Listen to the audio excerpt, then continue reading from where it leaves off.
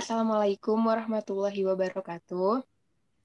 Perkenalkan, nama saya Salwa Dwi Dena dan rekan-rekan saya, Jilpa Agustina, Muhammad Syahrul, dan Bibin Arifin.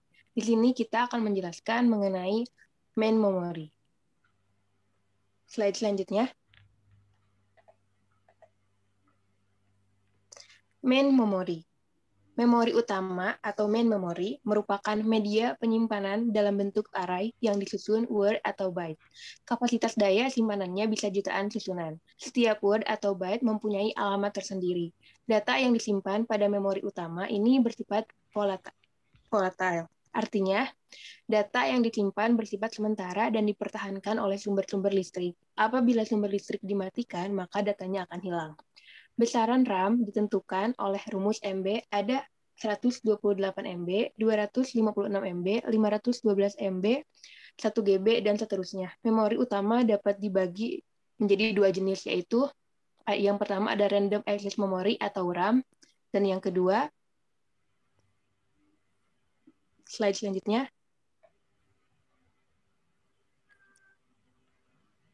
RAM, Random Access Memory.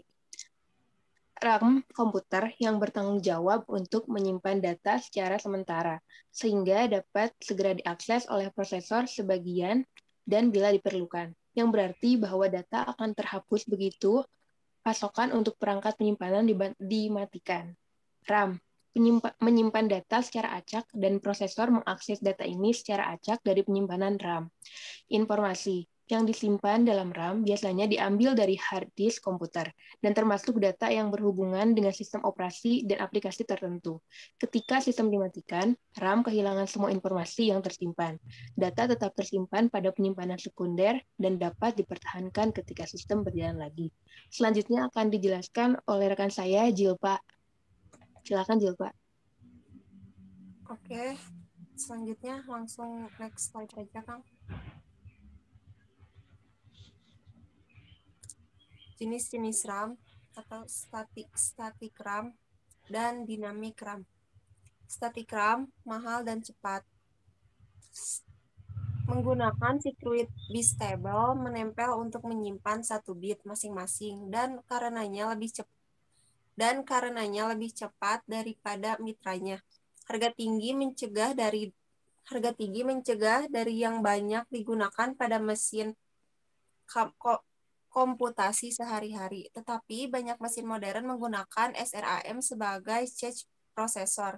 Dynamic RAM banyak digunakan dalam komputer modern sebagai memori utama. DRAM lebih lambat dari SRAM, tapi tidak mahal karena dan mudah dalam perakitan pemasangan penyimpanan memori. Oke, selanjutnya Kang. Struktur RAM terbagi menjadi 4 bagian utama. Yang pertama, input storage digunakan untuk menampung input yang dimasukkan melalui alat input.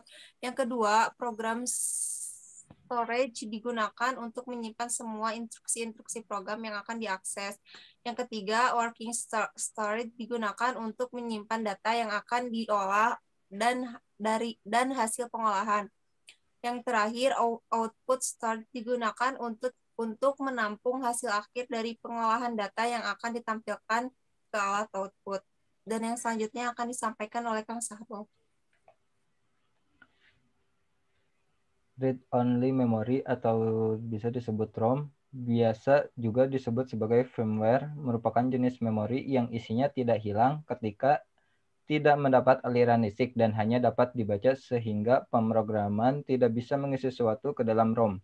ROM sudah diisi oleh pabrik pembuatnya berupa sistem operasi yang terdiri dari program-program pokok yang diperlukan oleh sistem komputer. Seperti misalnya program untuk mengatur penampilan karakter di layar, pengisian tombol kunci papan ketik untuk keperluan kontrol tertentu, dan bootstrap program. Jenis-jenis memori yaitu vacuum tube, magnetic core storage, planar thin film storage, semiconductor storage, Josephson-Janssen, dan charger couple device. Berikut adalah presentasi dari kelompok kami. mengenai main memory. Maaf bila ada kekurangan.